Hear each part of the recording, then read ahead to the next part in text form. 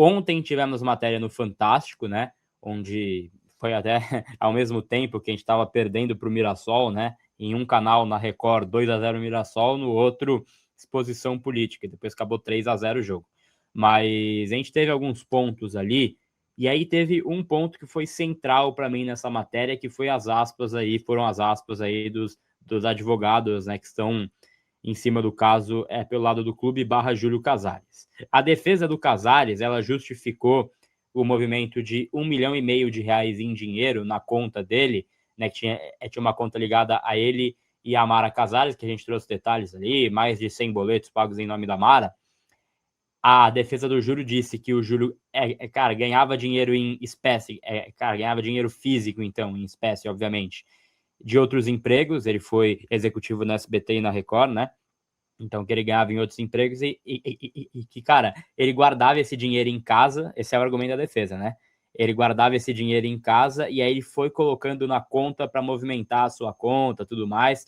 Foi essa justificativa que foi usada. Vocês podem ver aí, então, isso no Fantástico, né? Mas ele disse, então, ao cara Fantástico, advogado dele, que os depósitos em espécie, eles são dinheiro dele próprio, né? Então, dinheiro que ele guardava em casa e que ele depositou na conta nada do São Paulo. E aí eu me permito fazer duas perguntas, Nick, que acho que são viáveis e é um pouco da nossa enquete também. Quem, em sã consciência, guarda R$ 1,5 milhão em casa, no colchão?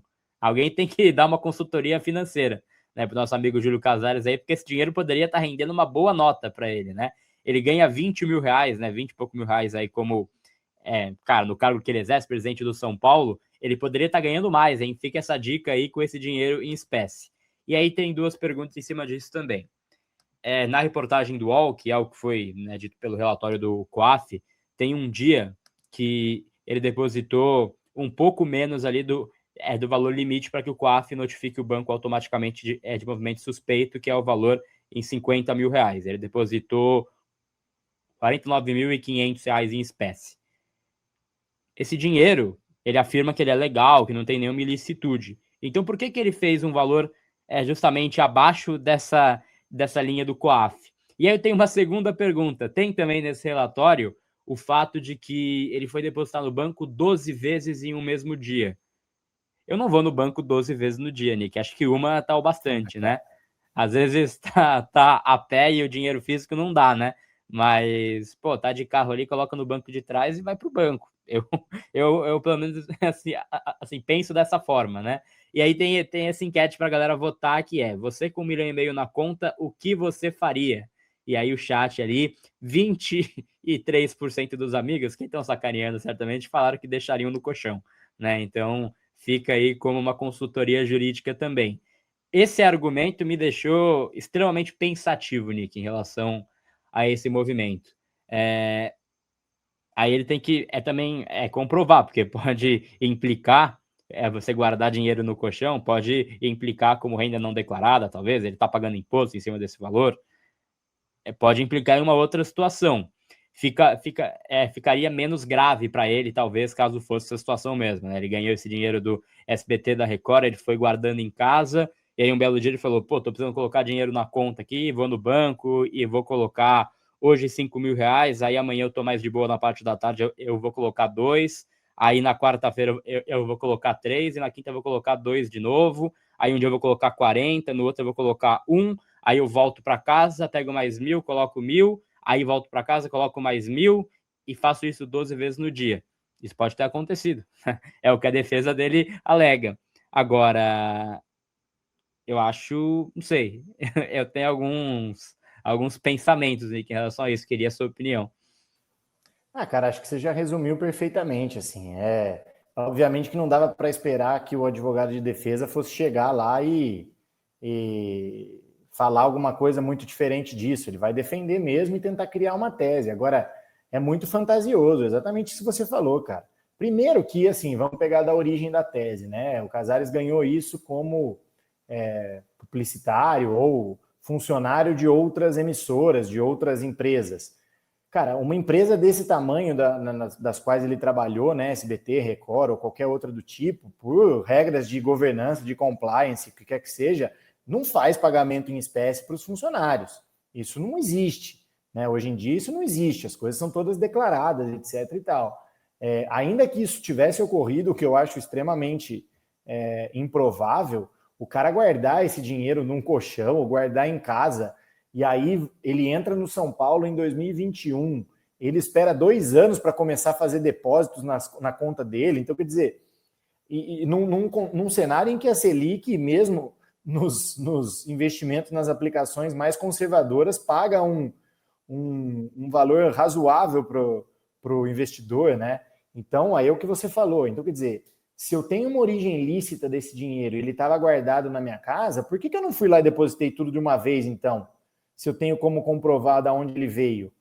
Não tem sentido, nada nessa história para em pé, tanto quanto a origem, quanto em relação a esses depósitos fracionados aí 12 vezes no mesmo dia. Então, quer dizer, na pior hipótese, né, Gabriel? Ou melhor, na melhor hipótese para ele está declarando que ele foi no banco 12 vezes. E aí o cara, com perdão da palavra, é um imbecil que não tem a menor capacidade para ser presidente de São Paulo, porque...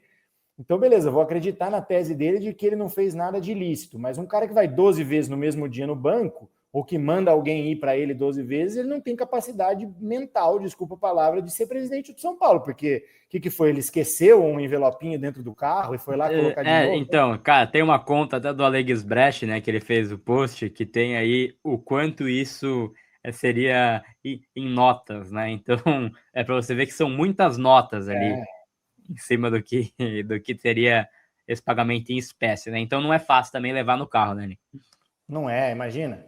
E às vezes é por isso que ele pegou 12 BMWs lá, contrato com a empresa, né? Para poder levar com mais facilidade o dinheiro aí para o banco, né? Porque precisava ir 12 vezes, em vez dele ir 12 vezes no banco, ele contratou 12 BMWs e assim cada uma ia uma vez só para ele. Às vezes tem uma explicação e a gente que está pré-julgando o coitadinho do Casares, né? Exato, mas é uma justificativa que acho que do ponto de vista até interno, do ponto de vista policial, amiga, ele vai ter ali a tese dele, e aí é uma investigação, acho que o delegado também não deve ter visto essa justificativa como muito palpável, né? Mas do ponto de vista, tentando olhar apenas para a parte política, né? Que eu sei que é muito difícil, porque esse caso excede apenas a parte política, mas ele tem muito a ver dentro do São Paulo. Eu acho que é um discurso que não convence os aliados do Júlio, ou quem estava em dúvida, né? Pô, o Júlio fez coisa errada, será mesmo? Tal, isso aí deve estar sendo invenção, porque ele adota esse discurso, né? Ele falou que está sendo massacrado na mídia, tudo mais, que ele vai provar no tempo certo. Acho que para quem tem dúvida, essa versão da defesa também não ajuda muito ele no cenário para sexta-feira, viu, Nick? Cara, a versão da defesa pode não ajudar, mas todas as manobras que eles estão fazendo para dificultar a votação do impeachment, isso certamente ajuda, né? Porque eu duvido muito que vai se fazer uma análise jurídica, de mérito, se ele tem culpa, se ele não tem culpa, porque o inquérito ainda está em andamento. E, de fato, a gente tem que reconhecer que nossa legislação existe uma previsão constitucional que é a presunção de inocência. Legalmente, ninguém pode ser considerado culpado até uma sentença transitada em julgado condenatória. Até aí, ele está legalmente respaldado. Agora, o impeachment ele é um processo político, ele não é um processo jurídico. E a gente está cansado de ver exemplos por aí, inclusive em cenário de política nacional e etc. Politicamente, independentemente de o inquérito estar no início, não estar no início, de se comprovou, se não comprovou, se a tese de defesa dele é mais forte ou mais fraca, politicamente o Júlio Casares já está comprovadamente demonstrado de que ele não tem mais condição de governar o São Paulo, por N motivos. Então, assim, não deveria existir uma necessidade de aprofundamento muito grande nesse momento, se a tese de defesa dele é forte ou fraca, se a acusação é isso ou aquilo. A simples constatação do momento do São Paulo, com tanta crise, com sucateamento do DM, com liquidação de Cotia por preço de banana, com as contratações e as vendas que foram feitas, com todas as notícias, os burburinhos aí de coisas ilegais e irregulares que estão acontecendo. Tudo isso por si só, somado, obviamente, a o arcabouço político que ele tinha ali de apoio, que pulou fora do barco, tudo isso por si só já tem que demonstrar e comprovar e convencer, etc., de que ele não tem mais condição nenhuma de governar o São Paulo. O presidente não pode estar preocupado em demonstrar a inocência dele, o que quer que seja, enquanto o time está tomando de 3 do Mirassol. Porque senão, cara, a gente vai se afundar, a gente não tem mais diretor, a gente não tem mais nada lá dentro.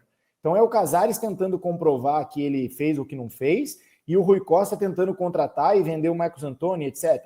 Então isso não vai funcionar. Então, assim, politicamente, ele tem que sair fora. Já que ele não vai renunciar, o impeachment acaba sendo o único remédio, o único caminho para isso. Agora, aí começa. Marca o dia da votação, depois muda o dia da votação. Aí, todas as votações recentes, mesmo as importantes, eram feitas de forma híbrida, e agora ele fala que, na verdade, não pode fazer de forma híbrida. E qual que é a justificativa, né, Gabi? Não pode fazer de forma híbrida porque o voto é secreto, e aí o voto online você não garante o segredo. Tudo bem, mas a pessoa que quer votar online, se ela está abdicando do direito do sigilo do voto dela, é um problema dela. O São Paulo não tem nada a ver com isso. O São Paulo não pode proibir a pessoa de votar online sob o pretexto de que a votação é sigilosa. Se eu quiser declarar o meu voto ou correr o risco de votar online e perder o sigilo, é um direito meu, né? Então muda dia, muda a forma de votação e ainda aumenta o quórum, porque aí na divisão ali do que ele diz que tem um conflito, né, de interpretação entre 2 artigos do estatuto, ele fala que tem que ser o mais benéfico, né, para o caso do presidente. Porra, cara, isso é uma piada. O que me dá uma certa esperança, porque pelo que a gente leu e conversando com pessoas que também são bem experientes nessas análises, essa discussão pode ser interpretada favoravelmente para a oposição, o que dá uma esperança é que, de fato, hoje saiu uma notícia de que eles já se mobilizaram e já protocolaram na justiça um pedido de intervenção do judiciário, vamos dizer assim, para garantir que a votação aconteça, tanto de forma híbrida quanto em respeito ao quórum de 2/3 e não de 3/4, como o Outem acabou decidindo. Agora, se não for assim, e mesmo assim já tem uma dificuldade muito grande se for 2/3, cara, o Casares possivelmente não vai receber a quantidade de votos suficientes para sofrer o impeachment, vai continuar arrastando esse ano aí, levando em banho-maria, porque ele não vai, com a vaidade que ele tem, ególatra como ele não vai abrir mão e não vai renunciar, muito provavelmente, e quem vai se prejudicar mais uma vez é o São Paulo Futebol Clube, né? Ele vai, com as vaidades e com a sede de poder que ele tem, continuar se arrastando aí no cargo o tempo que for necessário. Ele tem ali, através das manobras, uma possibilidade de inviabilizar esse impeachment politicamente por conta da quantidade de votos, etc., e aí ele vai se arrastando e a gente vai ficar vendo São Paulo, esse saco de pancada aí de todo mundo, correndo o risco de rebaixamento, correndo o risco de fazer uma temporada vexatória, correndo o risco de perder mais atletas que são fundamentais para o time, seja da base, seja, por exemplo, o Marcos Antônio da vida. E aí, o que vai sobrar? Vai sobrar para a torcida, mais uma vez, que apanha, vai sobrar para a torcida, mais uma vez, tentar carregar esse time nas costas. E aí, tudo isso que ele fez não é um título da Copa do Brasil, por exemplo, que justifica, cara, dobrar a dívida, sucatear a DM, fazer tudo que está sendo colocado na mídia aí. Então, portanto, na minha opinião, ele não tem mais governabilidade, não tem mais sequer estofo moral para dar sequência no mandato dele. Aí é uma questão política, independentemente das fantasias que o advogado de defesa dele acabar criando aí, como você disse, né? Uma coisa que qualquer um olha e, no mínimo, desconfia.